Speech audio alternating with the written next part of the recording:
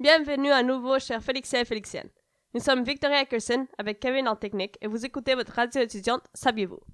Dans notre émission Autour du monde, non seulement nous allons parler de certains voyages réalisés en mer, mais aussi le voyage à la Lune, puisque prévoit faire Elon Musk coloniser Mars. Débutons alors.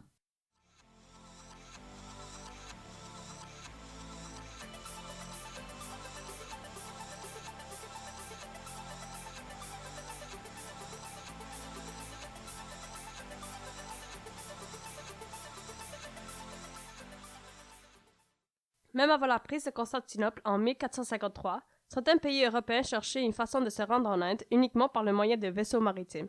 Mais ce n'est qu'à partir de 1453 que cette quête a réellement pris de l'ampleur. Tous les royaumes se sont mis à essayer de trouver une route maritime vers l'Inde. Ce sont les Portugais qui, près de 50 ans plus tard, la trouveront. L'homme en charge de cette expédition était Vasco de Gama, voyant son trajet historique. Très peu est connu sur son enfance et adolescence. De Gama, né en 1460, était le troisième fils de Stevão de Gama, un noble mineur qui était le commandant de la forteresse de Sines, à l'ouest de Portugal. Tôt dans sa carrière, il démontra qu'il était un navigateur et stratégiste capable. Sous les ordres du roi Jean II de Portugal, il captura des navires français rapidement et efficacement. Sous les ordres du prochain roi, Manuel Ier, de Gama quitta Lisbonne en 1497 avec 3 bateaux et 170 hommes expérimentés en ce qui concernait le voyage maritime, ce qui marqua le début de son expédition. De Gama et sa flotte ont emprunté des routes de commerce connues pour longer la côte de l'Afrique de l'Ouest jusqu'à ce qu'ils atteignent les îles Canaries pour se ravitailler. Une fois le séjour aux îles fini, De Gama voulait trouver une façon de réduire le temps nécessaire pour arriver à la pointe sud de l'Afrique. Sa solution? Aller vers l'ouest, dans l'océan Atlantique. Ça pourrait sembler banal, mais il voulait tenter sa chance. À l'ouest se trouvaient de forts courants d'air qui donnaient une poussée supplémentaire à ces trois navires, les permettant d'arriver au cap de Bonne-Espérance en décembre 1497. Vasco de Gama poursuit son expédition jusqu'en Kenya, où il rencontra et demanda de l'aide des commerçants et navigateurs indiens. Ceux-ci l'aideront à faire son chemin jusqu'à Calicut, une ville indienne au sud-ouest du pays, où il arriva en 1498. Des 170 hommes qui l'ont suivi, 115 d'entre eux sont morts sur cette expédition, dont son frère Paulo.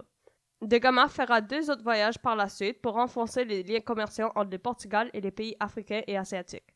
C'est lors de son troisième voyage qu'il va périr en Inde. Son corps sera rapporté au Portugal pour être enterré. Et c'est ainsi qu'une importante route de commerce a été découverte.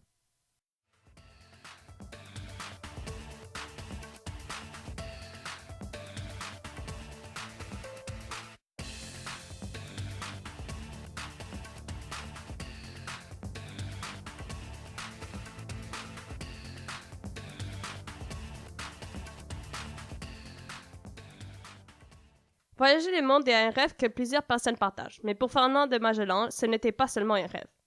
En effet, il a été le premier homme à faire le tour du monde en septembre 1519, après 2 années de préparation avec 4 navires. Au total, il y avait 275 hommes d'équipage, dont 45 d'entre eux étaient des étrangers pour Magellan. Ça leur a pris jusqu'en décembre pour traverser l'Atlantique et atteindre le Brésil. Et jusqu'en janvier pour arriver au sud du Rio de la Plata, où il ne put trouver un passage vers l'ouest pour aller au Pacifique. En mars 1520, les marins décidèrent de rester sur ces lieux qu'aucun Européen n'avait encore découvert jusque-là. En même temps, Magellan fit face à des difficultés avec son équipage espagnol qui se révolta.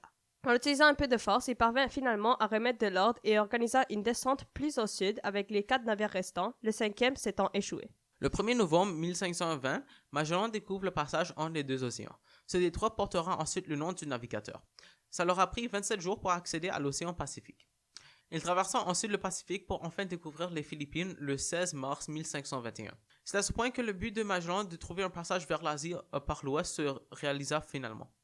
Il entreprend alors la conversion des locaux avec l'aide du roi et de la reine de Cébu qui ne sont pas récalcitrants. Le roi tente de convertir alors toutes ses populations. Cependant, il y a une île qui s'oppose, l'île de Mactan. Magellan et 50 de ses hommes attaquent alors ces insulaires qui sont assez puissants. Cette bataille est aussi la fin de l'histoire de Magellan qui meurt après avoir reçu une flèche empoisonnée. Cependant, ce n'est pas la fin du voyage, car en novembre de la même année, la flotte du Basque de Juan Sebastián de Elcano atteint l'Indonésie. Seulement 18 hommes vont rentrer à Séville, le 6 septembre 1522, presque 3 ans après leur départ. Et cela est le premier voyage autour du monde jamais réalisé. C'est impressionnant quand même.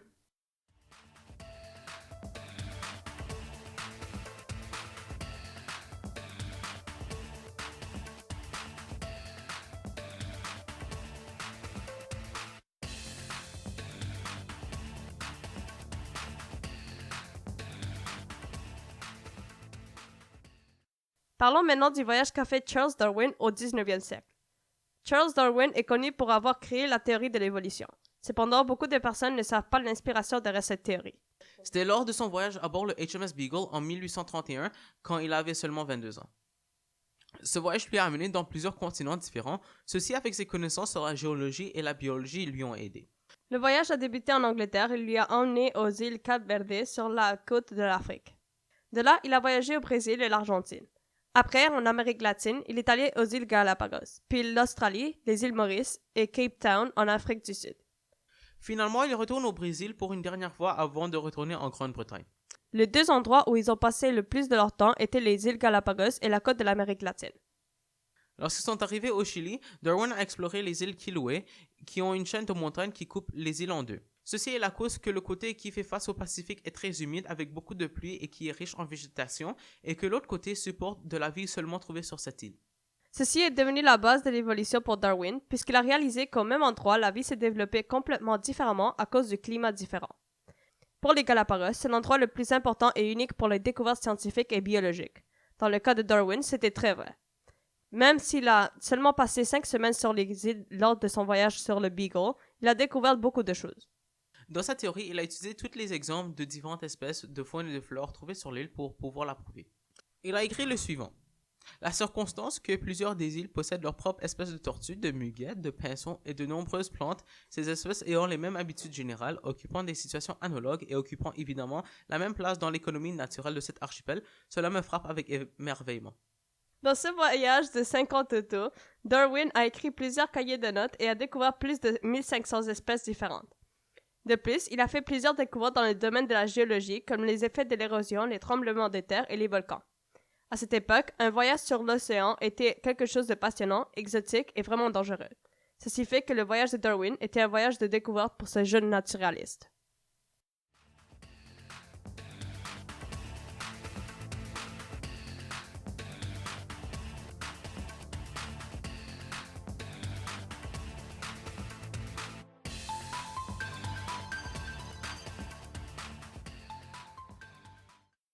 Voyons maintenant un voyage fait non sur la Terre, mais dans l'espace. L'un des voyages les plus marquants pour l'humanité est l'exploration spatiale. Ceci est la mission accomplie par Apollo 11 le 20 juillet 1969, lors duquel 3 astronautes ont été envoyés dans l'espace. Leur destination finale, la Lune. La Lune, un corps céleste situé à 384 400 km de la Terre. Voyons ce qui s'est déroulé lors de leur trajet.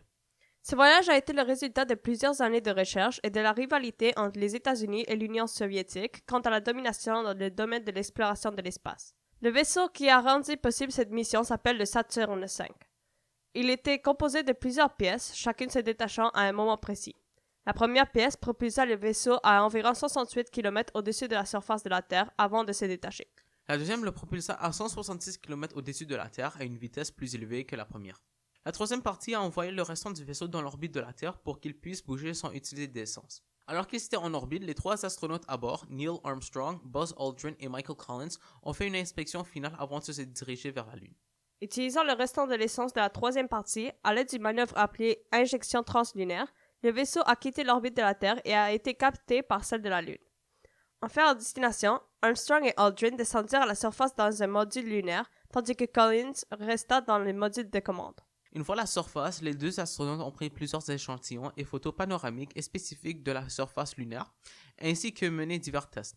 Après seulement 21h36 sur la Lune, ils ont dû quitter ce satellite pour rejoindre leurs camarades sur la Terre. La mission complète a duré 8 jours et a eu un impact énorme sur le monde. Les technologies utilisées et testées lors de cette mission ont été réutilisées pour les satellites lancés durant les prochaines décennies. Puis les données cueillies nous ont aidés à comprendre l'unique satellite de la Terre. Nous avons accompli cette mission il y a 5 décennies. Imaginez ce que nous pouvons faire maintenant et dans les années à venir.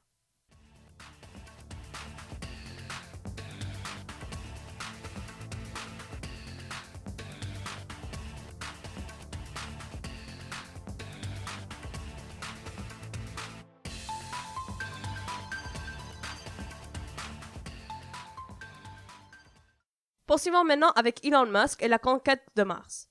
En 2012, après avoir compris que la NASA manquait de l'ambition pour explorer l'espace, Elon Musk a fondé Space Exploration Technologies, SpaceX, dont il en est le CEO et CTO. Cette compagnie tente de produire des véhicules de lancement spatiaux réutilisables pour réduire les coûts de voyage spatial. Elle a comme but ultime de coloniser la planète Mars. SpaceX a ainsi développé des fusées Falcon 1 et Falcon 9 ainsi que le cargo Dragon. Depuis 2012, SpaceX ravitaille aussi la Station spatiale internationale. En 2013, Elon Musk a développé l'idée d'un avion électrique supersonique qui pourrait décoller et atterrir verticalement. Il a aussi eu l'idée de fonder une colonie d'1 million de personnes sur Mars. En 2015, SpaceX réussit la récupération d'une partie de la fusée Falcon 9. En 2017, la première Falcon 9 recyclée est lancée. Et en 2018, Elon Musk et le groupe de SpaceX ont lancé le Falcon Heavy contenant à bord le Tesla Roadster rouge du CEA. Lors du lancement, SpaceX a pu récupérer 2 propulseurs secondaires mais a perdu les tâches de milieu. Cette réussite a réussi à mettre SpaceX et Tesla en première page des médias sociaux. Elon Musk prévoit d'envoyer des humains sur Mars dès 2024 après avoir envoyé 2 missions sans équipage qui déposeraient les infrastructures nécessaires à la vie des premiers arrivants. Les équipes de SpaceX travaillent sur le concept du lanceur depuis des années. Le voyageur colonisateur n'aurait qu'à payer 200 000 $ pour aller sur Mars contre 10 milliards de dollars sans les apports technologiques de SpaceX. Ce serait comme le coût d'une maison, une maison sur Mars.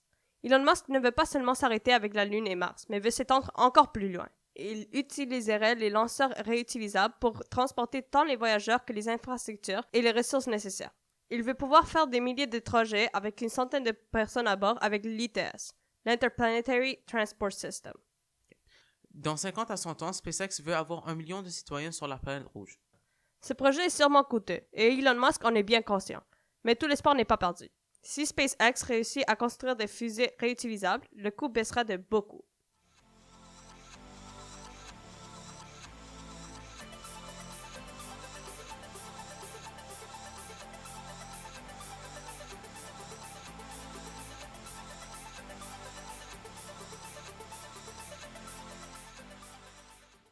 Le voyage, c'est quelque chose d'excitant et merveilleux. Il y a tellement de cultures et traditions dans le monde, tant de choses que nous pouvons apprendre, et on peut le faire grâce au voyage. Ceci conclut notre émission Autour des mondes. N'est-ce pas fascinant ce que la technologie peut faire de nos jours? Nous pourrions dans très peu devenir une espèce multiplanétaire. Vous pouvez nous laisser des commentaires sur l'émission sur notre compte Instagram @radio.felix ainsi que nous envoyer des suggestions de thèmes dont vous voudriez vous informer plus, puis vous mettre à jour sur les thèmes musicaux de la semaine. Venez ce midi pour écouter la musique sur le voyage. Nous sommes Saviez-vous et on se voit à 12h30.